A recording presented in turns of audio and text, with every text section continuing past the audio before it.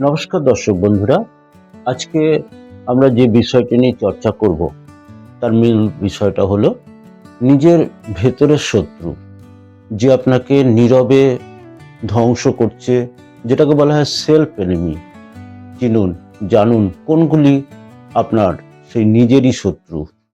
আপনি জানেনই না আপনার জীবনের সবচাইতে বড় শত্রুটা সে কিন্তু বাইরে নয়, সে লুকিয়ে আছে আপনার নিজেরই ভেতরে।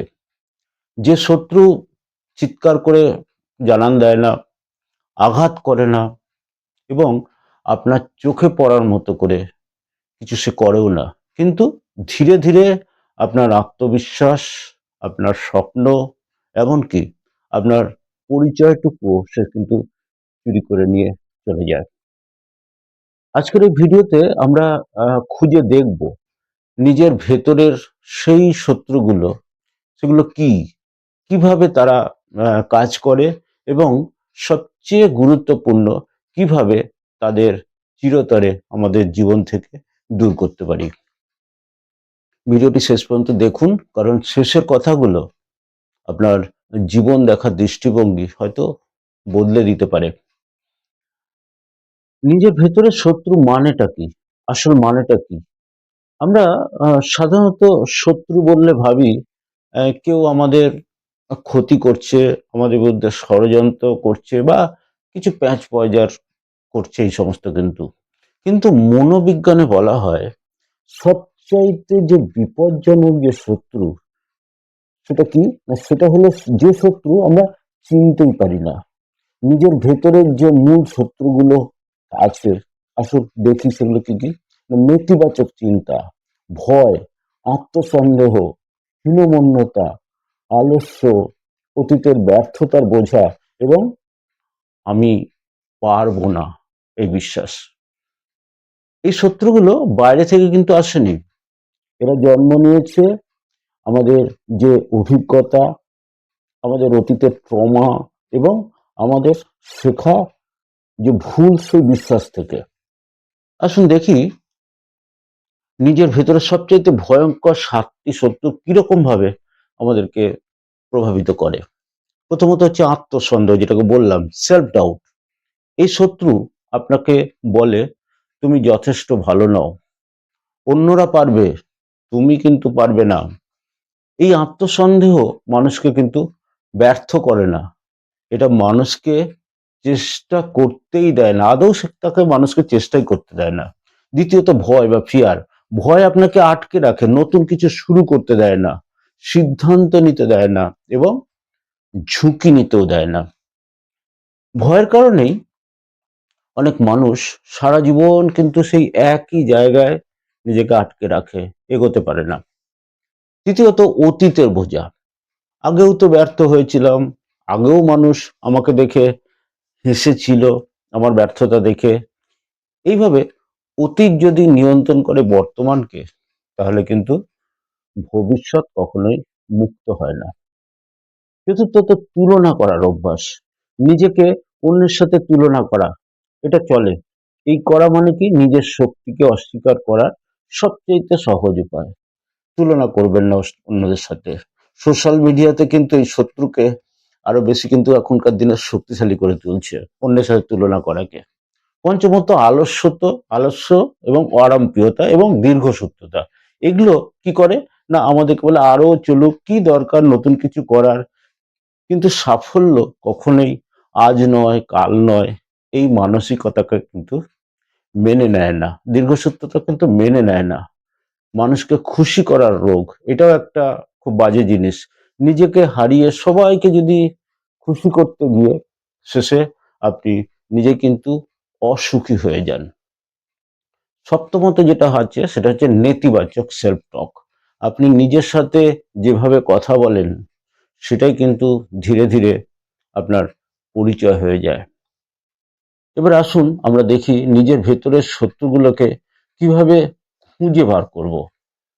প্রথমত, একা স্থির হয়ে বসে নিজের চিন্তাগুলোকে লিখুন। দিনে কমপক্ষে 10 মিনিট কি ভয় পাচ্ছেন, কি নিয়ে সন্দেহ হচ্ছে, এগুলো পরিষ্কার করে লিখে ফেলুন কোনো একটা খাতায় বা কোনো কাগজে।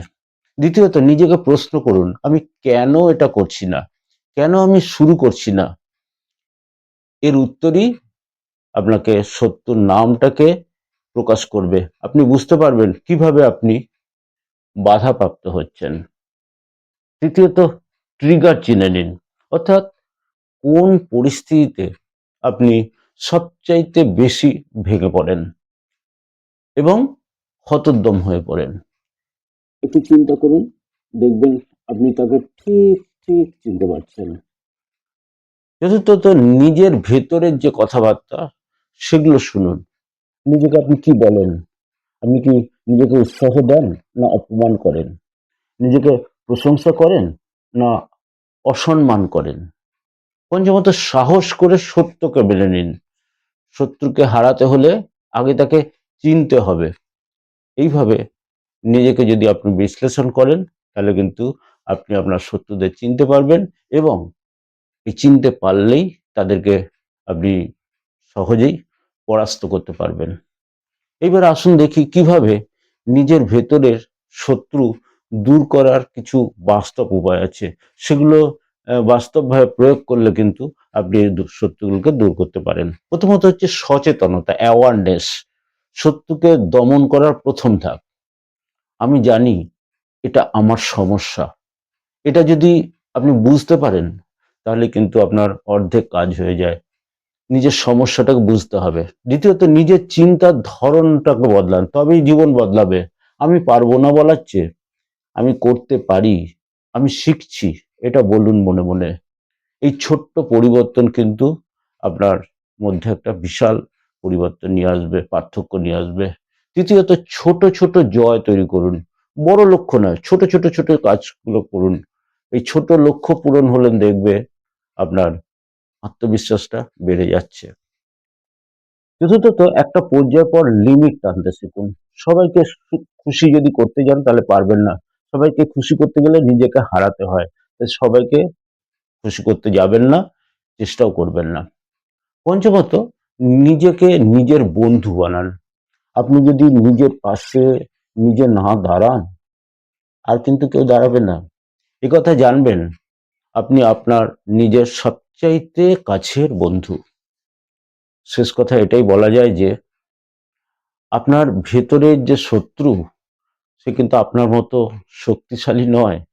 সে শুধু আপনার অজ্ঞানতায় সে বেঁচে থাকে, আপনার ভয়ে সে শক্তি পায় এবং আপনি তাকে লালিত পালিত করেন।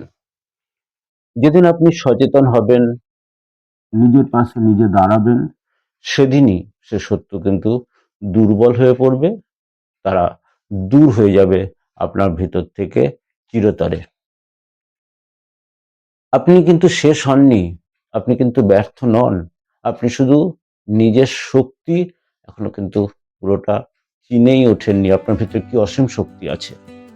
তাহলে আজ থেকে শুরু করুন নিজের ভেতরের শত্রুকে নিজেই হারানোর যে যুদ্ধ সেটা। এই ভিডিওতে যদি কোনো কথা আপনার মন ছুঁয়ে যায় তাহলে প্লিজ একটা লাইক দিন আর কমেন্টে লিখুন আমি নিজের ভেতরের শত্রুকে চিনতে পেরেছি। এবং এমন আরো অনেক গভীর কন্টেন্ট পাওয়ার জন্য চ্যানেলটি প্লিজ সাবস্ক্রাইব করুন। আজ এই পর্যন্তই, আবার আপনাদের সাথে দেখা হচ্ছে আমাদের নেক্সট পর্বে। ততক্ষণের জন্য বিদায় নিচ্ছি। ধন্যবাদ, নমস্কার।